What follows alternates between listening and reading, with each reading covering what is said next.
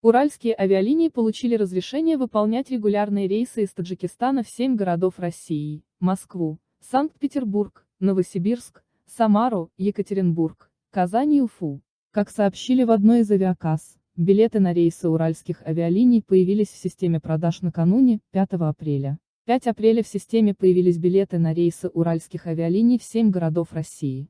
Во все города будет по одному рейсу в неделю, сообщил источник. При этом в авиакассе отметили, что билеты можно купить не только в Душанбе, но и в других городах страны. Билеты продаются не только в Душанбе, но и в других городах страны. Их можно также приобрести онлайн и оплатить картой Кортимили, добавили в авиакассе. Там отметили, что улететь этими рейсами смогут все желающие.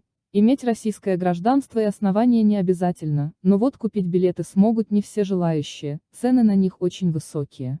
Как сообщили в авиакассе, к примеру, билеты на Душанбе Санкт-Петербург стоят 10 804 самани, Худжанд Екатеринбург, 11 258 самани, Куляб Екатеринбург, 8422 и Бахтар Екатеринбург, 7500 самани. Мы не знаем, почему такая цена, цены мы не определяем, это уже сама компания поставила такие цены, заключил источник, добавив, что в системе нет билетов из этих городов обратно в Душанбе.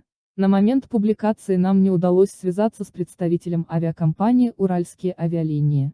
Напомним, накануне агентство гражданской авиации провело экстренное собрание по вопросу завышенных цен на рейсы из Таджикистана в России. К нам поступили жалобы граждан по поводу продажи авиабилетов по завышенным ценам. Также мы прочитали об этом в СМИ и соцсетях. Поэтому сегодня утром, 5 апреля, провели экстренное заседание с участием представителей КОНП, транспортной прокуратуры, представителей авиакомпаний Самон Эйр и Атаваир, а также агентства воздушных сообщений и других структур, сообщил глава агентства Икрам Субханзода. Почему спустя день в системе бронирования билетов появились такие цены на рейсы уральских авиалиний, пока неизвестно.